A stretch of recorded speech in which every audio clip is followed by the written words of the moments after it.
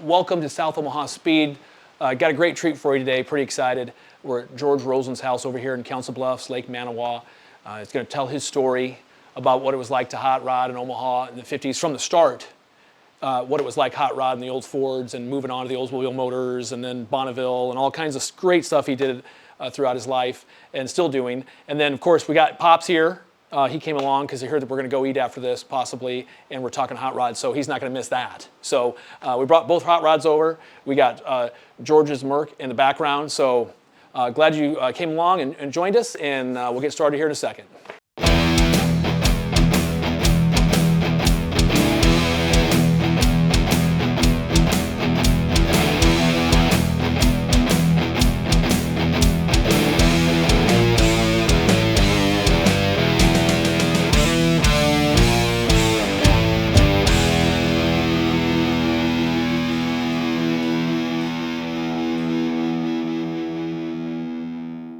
George, thanks for having us. Thanks for taking the time.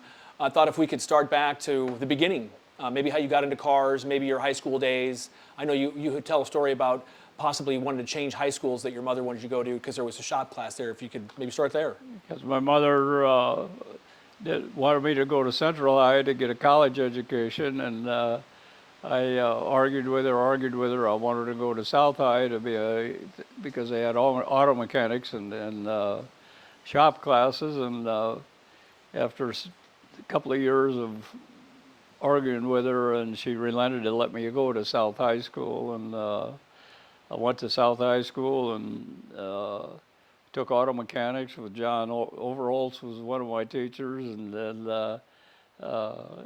went on, and my grade level it went from 1 to 4, 1 being auto mechanics and 4 being regular education. But anyhow, got through South High School, and what year did you graduate? 1950. I graduated from South High School, and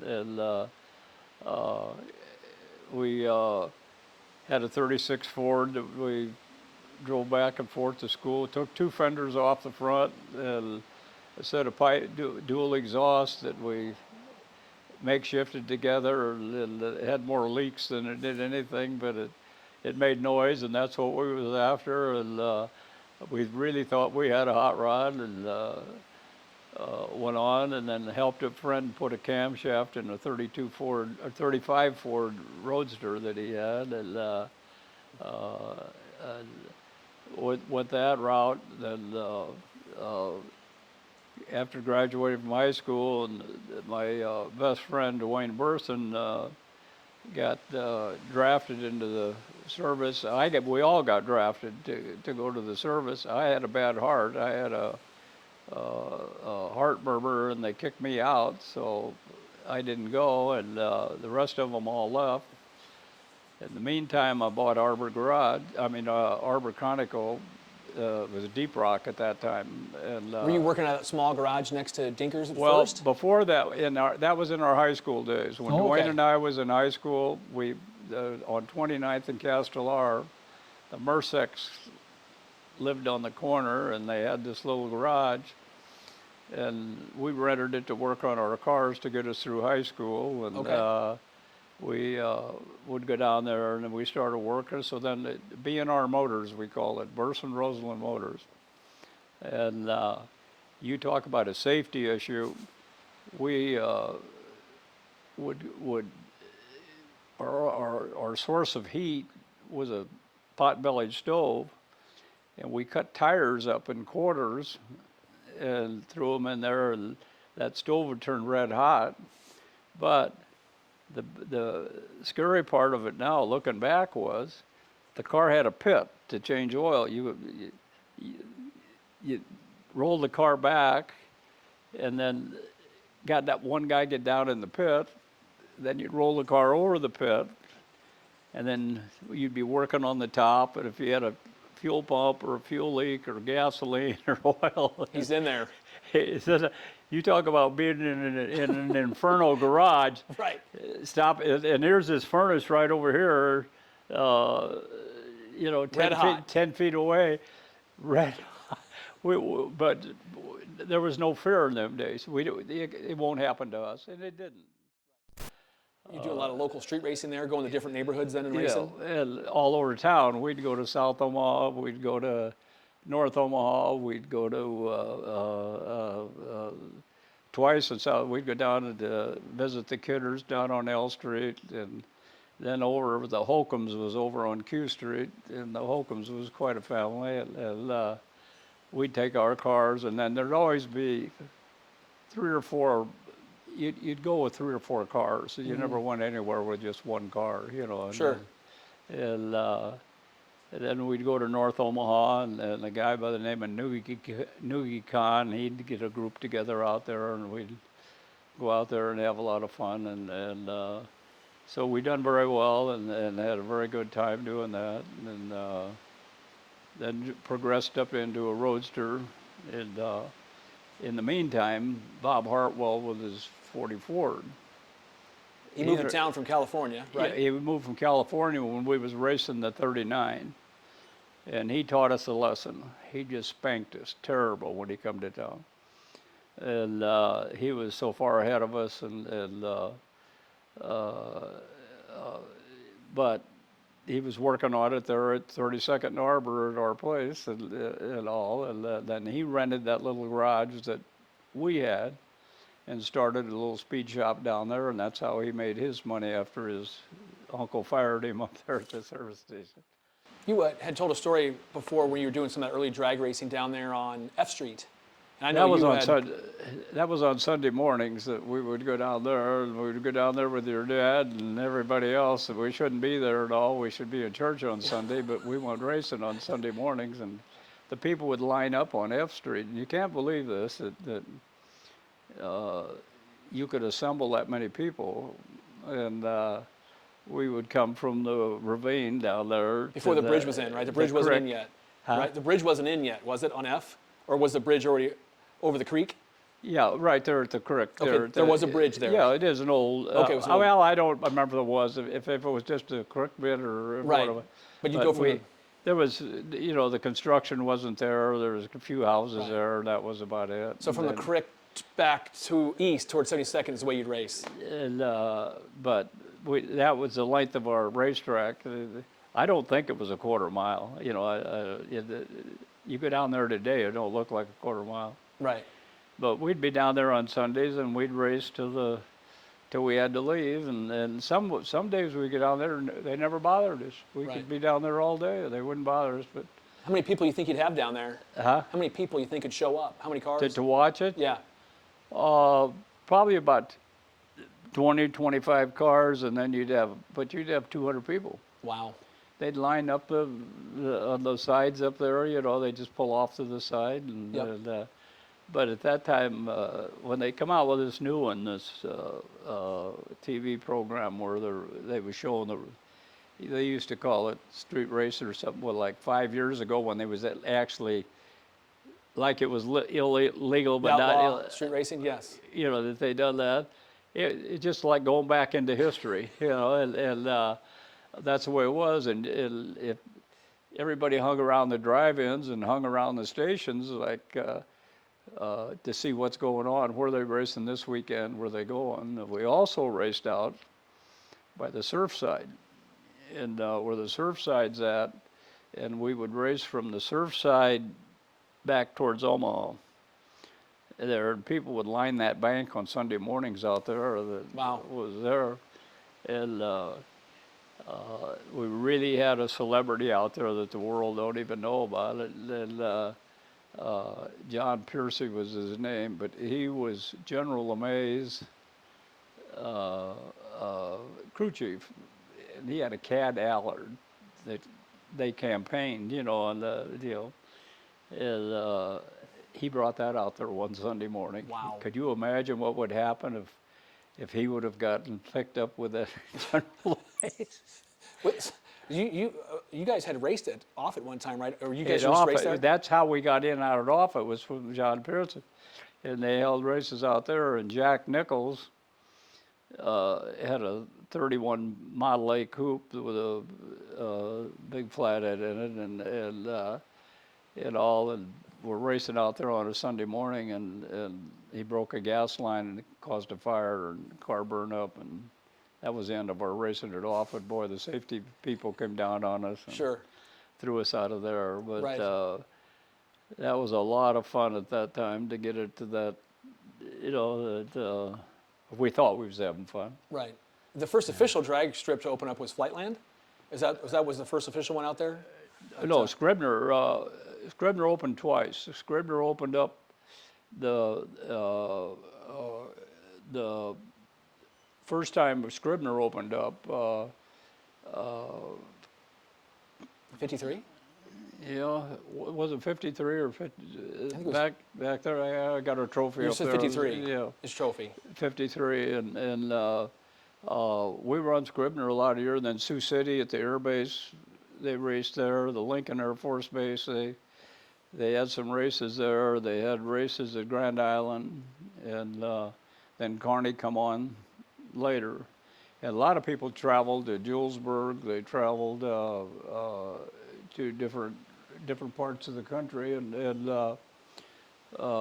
we never did because we all had families and businesses to run. Right. And so we stuck around the Omaha area. But Sure. There's a story I heard, and the paper station was really close, where the paper haulers, which my dad was. Station D. Station Station D. D was Vern Netwig.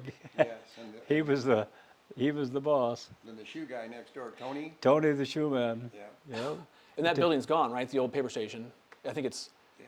The old man talks about having a fight there in that alley. He fought some I kid. think Or, the paper station was east of the alley or west of the alley. Do you- No, they were both. The paper station was right next to Tony's, but it was all the east side. The east side. Yeah, going up the hill towards 32nd, the alley there, where Milt Larson had his body shop later on, but that was Kenny Allen had the body shop there when I was in business, and there's a rumor that you would take those kids that would be the paper boys and make them stand at the end of the streets where you'd test your dragster up on 32nd Street. You'd have them block the streets and nobody would pull up. Is that a true story? well, Alleged? I won't answer that. I won't answer that. That's great. That is good times. But we do that on Wednesday night, and I was out at a body shop about 2 years ago, or not a body shop, machine shop, Black Rose Machine Shop, and I went in to pay for some parts and machine work I had done, and a guy was in the back room there, and he looked up there and he says, "Is that George Roseland up there?"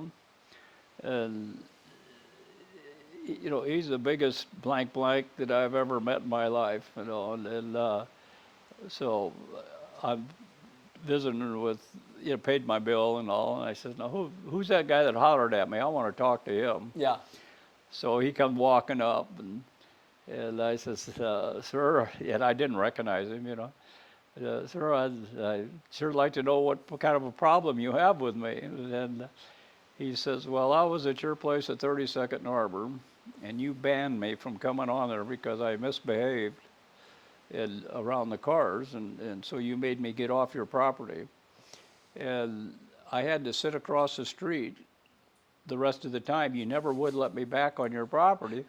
Well, on Wednesday nights, we rolled the dragster out. When we got into the dragster class, and Wednesday night at 9 o'clock, after we never done anything until we closed the business down, shut her down for the day. Mm-hmm. And then we would push the dragster out of the back room and push it around and come down 32nd Avenue and fire it right in front of there, then go 2 blocks down and then come back around and put it in the garage. And we'd have 50 to 100 people lined up there. Well, this guy couldn't come on there and couldn't stand up next to it. He couldn't, he was, because I barred him. And I said, "Well, how old was you?" And at the time. And he was 10 and I was 23. And I said, "You know how much difference there is between a 10-year-old and a 23-year-old? Right. The whole world Yeah. is between us." I said, "I cannot." No, and he said, "I was just joking with you." He says, but he says, "I'll never forget that. You taught me a lesson then." Right. And then, But all that stuff comes back to haunt you the rest of your life. Right. I'd really like to talk about your Bonneville days. But before we do that, if you could just talk about that dragster real quick, maybe the chassis, the motor, just hit on that a little bit about what kind of dragster you're running. The dragster, well, we built our own frame, and if you looked at the roll bar on it, and we took the tires off our tow truck and used a steel wheel, and we laid our big piece of pipe down, and then back the wheel up, and then heat that pipe and bring it up over that To get your that wheel to give us that, our curve. roll cage. You bet.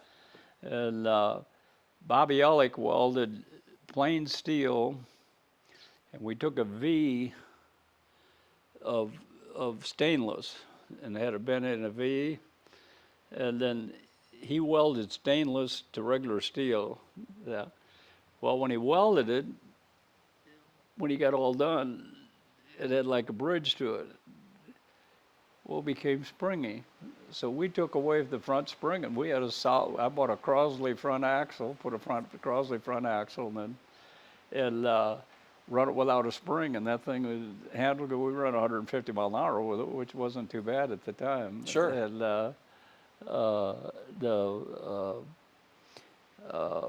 we had a blown Olds in it. Okay. We loved Oldsmobiles, and I'd buy Oldsmobile motors from the salvage yards because they have the big bell housing on them. And when they got in an accident, they'd break the bell housing. They'd just break right off. Well, you could buy the motors for nothing almost because they had junk. They had nothing to sell. Right. Well, Tom Sloboth was a good friend of mine and a partner in racing for years. He was he only knew 3 wrenches. We built stock cars when we raced at Playland Park. And he had a acetylene torch, an arc welder, and a crescent wrench. And he could build a car with them 3 wrenches. And, but I'd take this stick shift transmission and the front shaft with the bearing in it, bolt it all up with a crack with a bell housing. Then he'd start welding cast iron around, and he'd weld a little bit. And when it got tight for me to turn it, he'd go to the other side and weld that. And so we could get the late model Oldsmobile engines to get the big cubic inches and get them cheap and go that route. So that was our engine source, and then for our dragster, and then we started out with a Potvin blower that was in the front, and then the first one I started out was a chain drive, 671. And the 671, Howard Johansson come out with a chain drive for it. Well, it worked, but it wasn't really successful. It was just too heavy, turning the chain.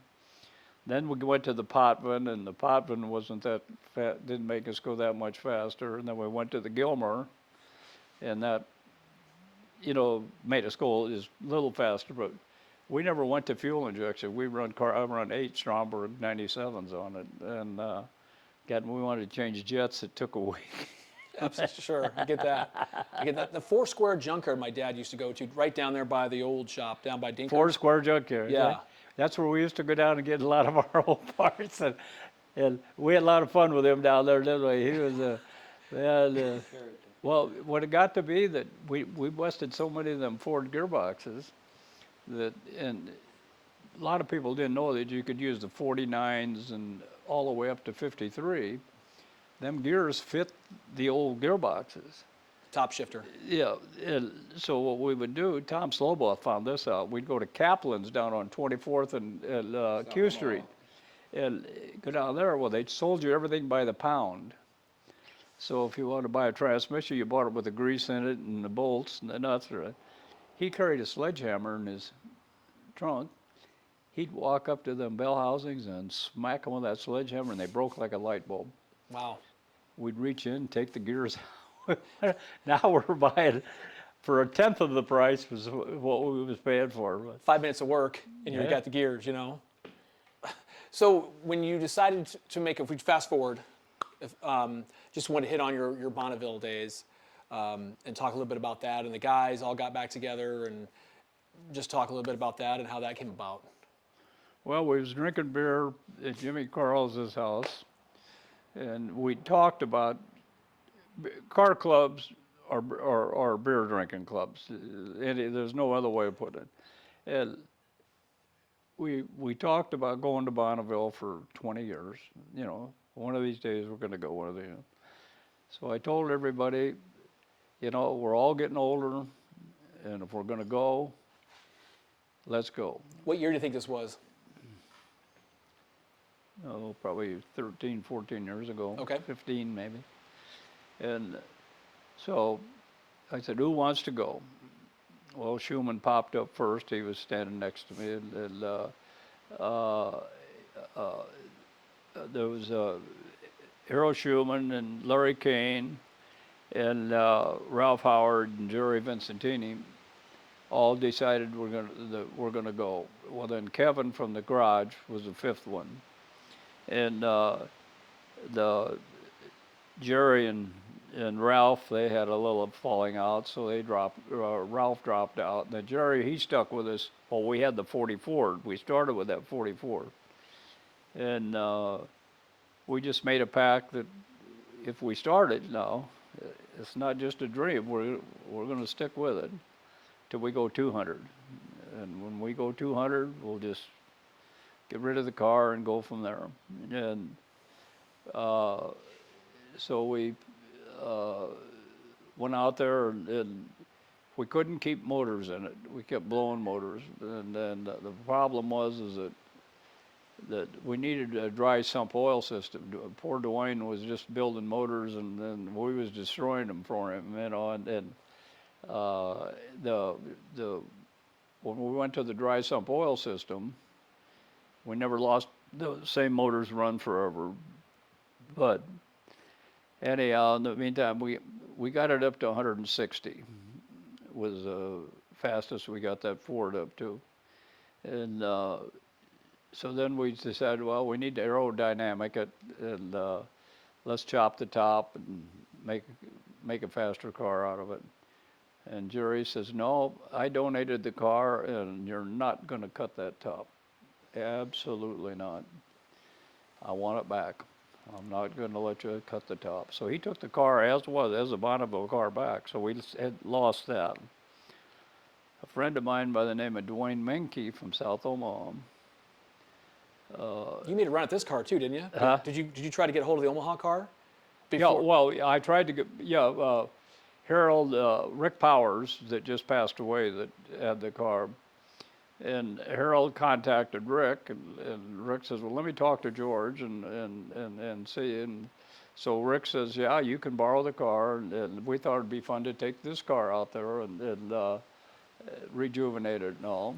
And Rick was nice enough, but at that time he lived in San Antonio, Texas.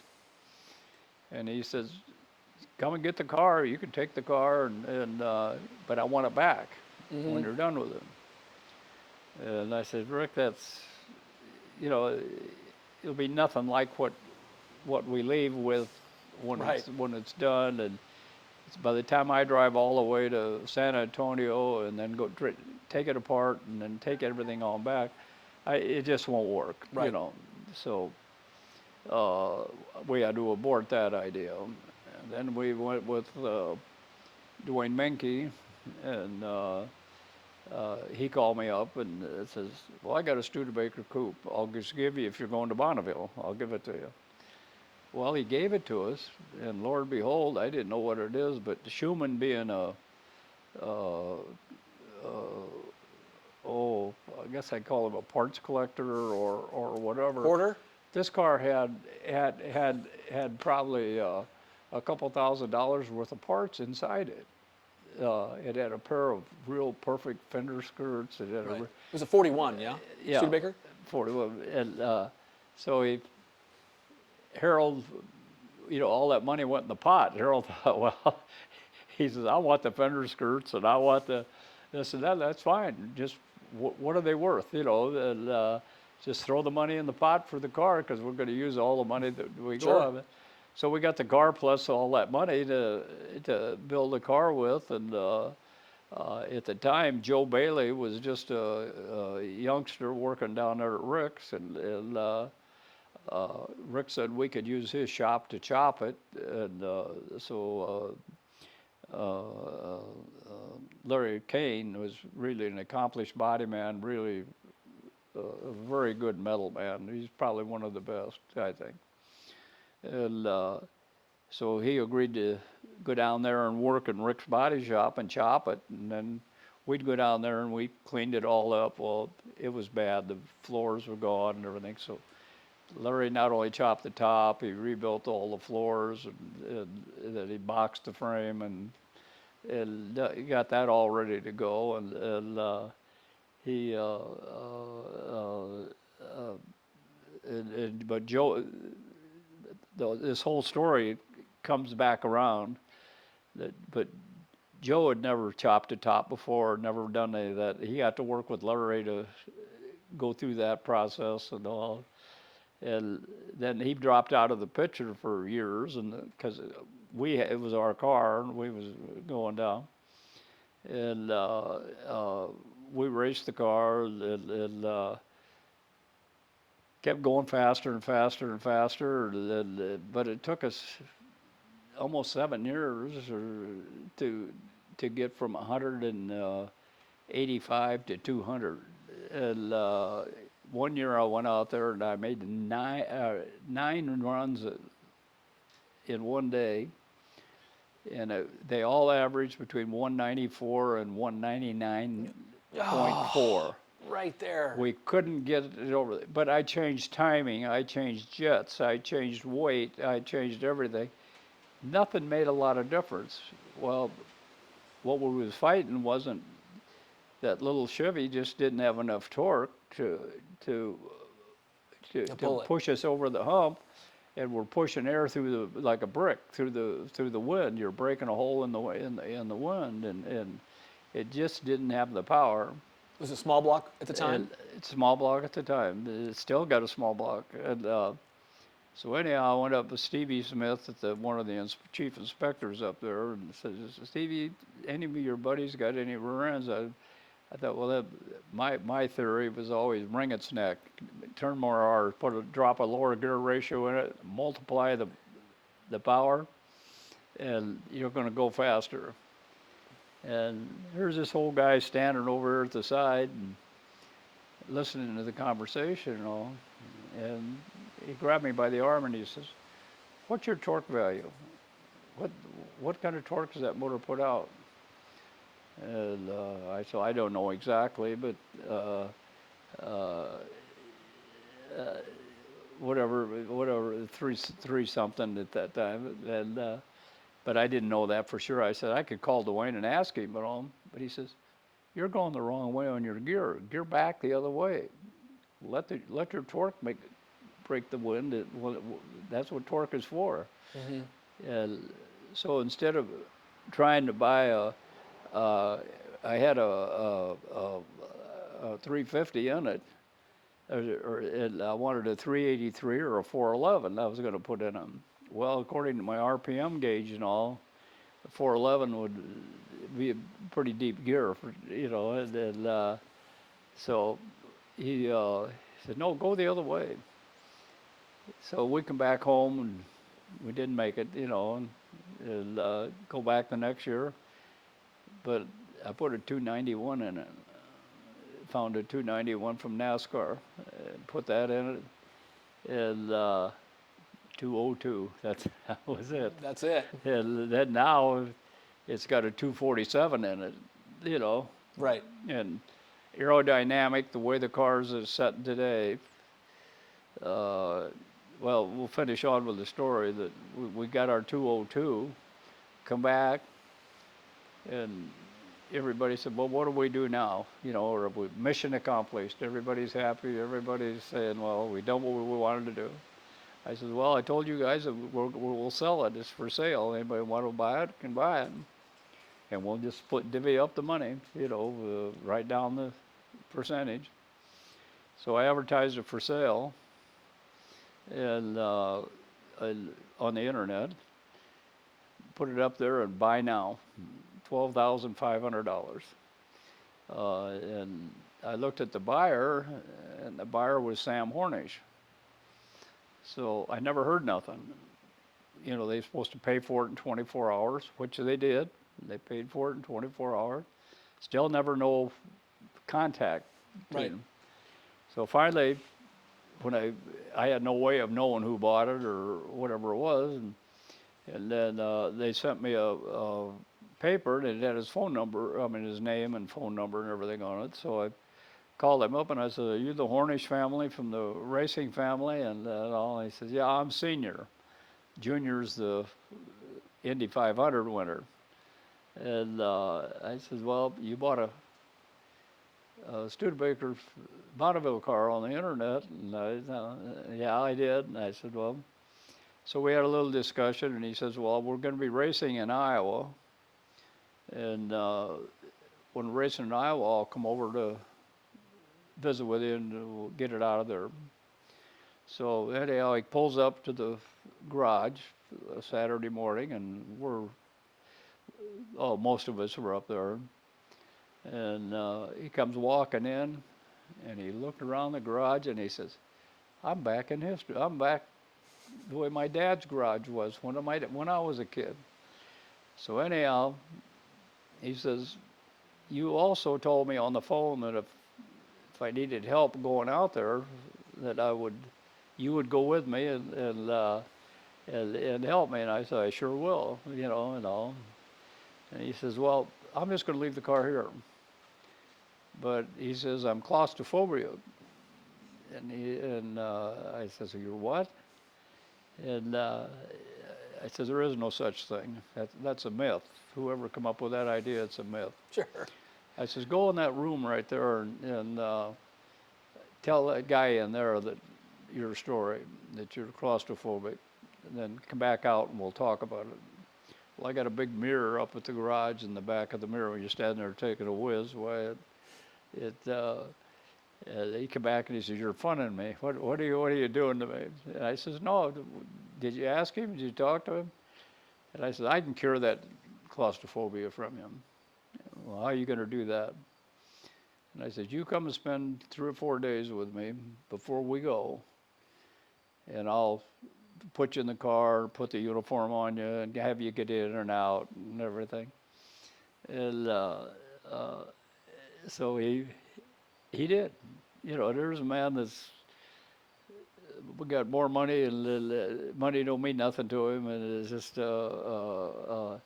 But he come down and he spent 3 days at Arbor Garage. Yep. And I had him sit in that car for, you know, maybe 45 minutes at a time, and getting used to moving around and this and that. And then he put the helmet on and the goggles on and got out of there. Done a good job. So we go to Bonneville. Everything's fine. Everything's going along real good. We get out there and you got to get it inspected. Come around the inspection line. Well, they got what they call a bailout.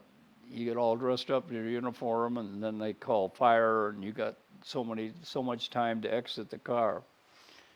So anyhow, we're from here to the street probably, from the tent where they inspect the cars and everything, and then you do your bailout. Now look around, where's Sam? He ain't around, can't find him. And so finally I go over there, I'm looking over there by the toilets, they had a bunch of porta potties over there. Honey buckets. And he's walking out of one of them, and all, he is bright red, like I thought he was going to explode, you know. And I said, "What's the matter, Sam?" "Well, I'm all right." He says, "I just don't feel just right and all." He was almost 70 years old, and so I says, "No, Sam, you're not gonna, forget it. You ain't gonna make it." So I went up and I talked to the chief inspector, Stevie Smith, the guy there with the yellow hat on in that picture. And he was a good friend of mine because I had to go to spin school. I spun 5 times trying to go 200. And so every time you spin, you got to go to spin school. He was my instructor. And I said, Stevie, how many times did you spin in your life? And he says, once. And I said, I should be teaching you. You shouldn't be teaching me. But anyhow, I says, I'm losing Sam. I said, would you come over to the pit area after 5 o'clock and let him do his bailout so he can pass that? Because his bucket list was to go 150 mile an hour. He didn't want to go any more than 150. So anyhow, he says, yeah, I'll do that for you. But he says, somebody's got to do the bailout. You'll have to do it. And I said, well, that's no problem for me. I'll do it. So I did it. We would order, when he came over there, and Sam, when there was no crowd, the adrenaline, dropped down.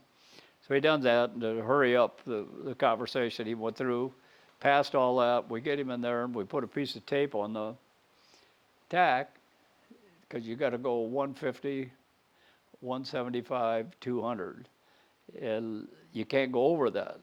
You got to be under Stages. 100, and to make sure you can handle the car. It's a good safety factor. Sure. So he can't go over 150. And I put that tape on there, and I says, no, don't. When that needle gets to that tape, let off. Don't go any more than that.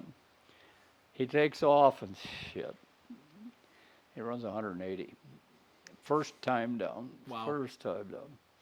Well, I come back, I get my ass chewed out for not being a good crew chief, and he gets his ass chewed out for going over the limit. And I says, that's fine, but you got to start all over again and do it. And he said, I don't want to do nothing. I'm done. Went 180. He's good. He parked it. Never drove that car since. And he left it in our hands for all them years.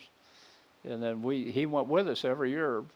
That car, that Studebaker, they come pulling up to Arbor Garage on 26 at Leavenworth with a NASCAR hauler that they haul them NASCAR cars to and from to the big races and all. And here's that Studebaker in the back of it. Nice. So if you could fill us in a little bit on your desert racing days, and I know you at one time had bought a truck and. Well, another beer drinking deal. We're sitting around and said, well, let's go run the Baja 1000 in Mexico. And that was our goal. We went. So figured, well, what class are we going to run? And we picked out the class of two-wheel drive pickup, because that was the cheapest class, everything. So we go to Jimmy Duffick over Love's Toyota. We buy a brand new Toyota pickup and just ripped it apart. And took the windows out of it, and took all the suspension and doubled up on the shocks, and put heavy wheels on it, stronger wheel studs in it, and put a scatter shield under the bottom of it, and built it the best that we thought we could. And Don Sears and Dick Vaughn and Milt Larson and myself, and we went out to we couldn't go to the Baja 1000, so we went to the Frontier 500, they called it, and it was out of Las Vegas. But they put on a real nice show. We went out there, they put on a nice party for us. We paraded down the strip in these trucks, and we're driving this truck, and then we pull into our pit area, and in our pit area is somebody's already in our pit area. And they got carpet out, they got the whole thing in the desert out there. So the guy was a real big guy. Shit, he was 500 pounds, I think, just a big guy. He says, God damn you, John. He says, you get your ass off this spot. It belongs to these guys. So we got just a pickup, and a cube truck that we pulled out there with. And so they get into argument. Well, anyhow, it ended up the guy he's arguing with was John Clark, the movie actor's kid, and he was just a smart-ass kid that had more money than they knew what to do with. So I said, just let us use this corner of your pit. We only need a small corner. Right. You can use my pit, you can use my tools, my machine shop, you can use everything. So we set up shop there and getting ready to run. We already had made our pre-run around and broke the windshield out of it. We vibrated the car so bad. The biggest mistake I made was taking the windows out of it. According to the rule book, it says you can do all this, you can do all that. Try racing in the desert with all that dust and all that dirt. Right. Stupid George takes all the windows, even the windshield. We're reading with goggles, you know. Go Right. through there. How'd you guys finish up? Huh? How'd you guys finish up? Terrible. Terrible. But you know what? Did you finish? We done it? No. Okay. We finished one loop. There was 4 loops. Okay. We finished one loop, and my son got up in a helicopter, and he's out on there with a camera down taking pictures. The guy said, well, just stand outside and lean outside. He's taking pictures. He says, you look like a fucking, you look like a turtle. I do. Yeah. And going out there, and I said, you try it. Yeah. You know, you go out there and try it. I said, man, I was hitting them bumps as hard as I could hit them. Sure. But we had a good time, and That's awesome. we come back and sold the truck and Sure. parted company. But What a great experience. it was just an experience. Right. In my racing career, I was never great at anything. Drag racing in my early days, I thought I was good. But I got to do a lot of different things and had a lot of fun doing it. So That's awesome. Thank you for sharing that story. yeah. Thank you. So I know over your years you had a lot of involvement with auto shows downtown at the Civic. We put on an auto show that we promoted. We wanted to do it opposite the spring show. Is the #1 show in the country, and it was the #1 show. So we wanted to go 6 months on the other side. And at the time that we wanted to do it, more people were getting turned away from the auto show than they was accepting. You know, they had no place to go to show their cars. They had beautiful cars and all. So we decided to put an auto show on. And we called it Midwest Autorama, which we put on it. And we promoted it. And the first year we had a lot of the old time big gangster type looking cars to kind of make a little show out of it. The second year we had Willie Thiessen's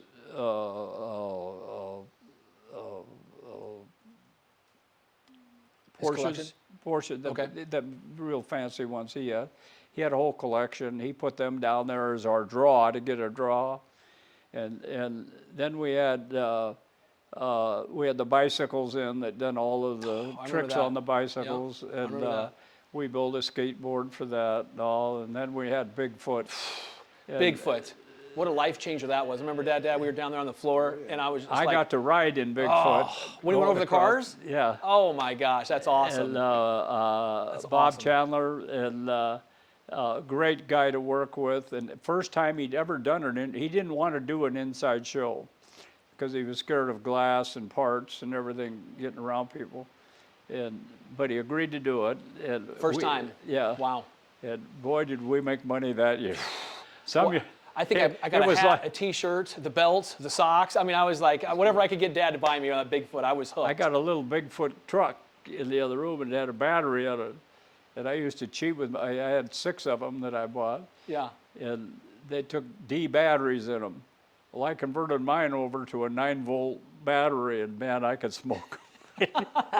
Sounds familiar. We did something very similar to that. They were called Stompers, and we did that when I was a Yeah, kid. we had a lot of fun. Yeah. And then we brought in an Elvis impersonator, and then, but we gave no trophies, no judging, no nothing. My kind of show. And Eddie Vaselka, I don't know if you know a guy by the name of Eddie Vaselka, a painter. The yellow 35? Yeah, the painter, that red sign is one of his last signs he made before he died.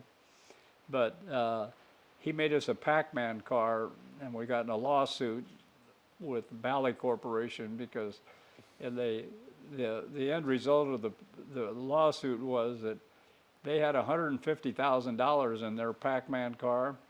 I had this 3-wheel motorcycle that had a bubble top and had all that on it, and the Eddie Vaselka made a Pac-Man car with a poof can.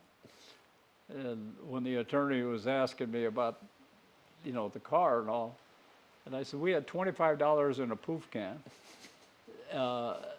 and Eddie Veselka, there was kind of a talented guy, designed it and all. And the guy says, "What's a poof can?" You know, and all. He says, "Okay, that's it." He threw it out. Sure. But there was nothing to it. But basically, it was a lot of fun, and I hope we helped out the people that couldn't show their cars otherwise. And when lip singing contest we had one year. Sure. And, Well, I had a lot of fun running around down there. We had some good times down there, didn't we, Yeah. Dad, at those shows? Oh, yeah. So yeah, thank you for taking the time today and telling the stories, and it's appreciated. I love to hear those, the desert racing and the early years of drag racing in town and the flathead stories, and so thank you so much for sharing it. And anything you'd like to add before we close it down? we could go on forever. We could, couldn't we? We could. We probably will after the cameras are down. So John, thank you for coming over today with the big camera and micing up, and Dad, I'm sure the stories will keep flowing here. Thank you so much, George, for taking the time. Appreciate you. Thank you. Thanks for watching. Catch you next time on South Omaha Speed. Tell your neighbors and your friends.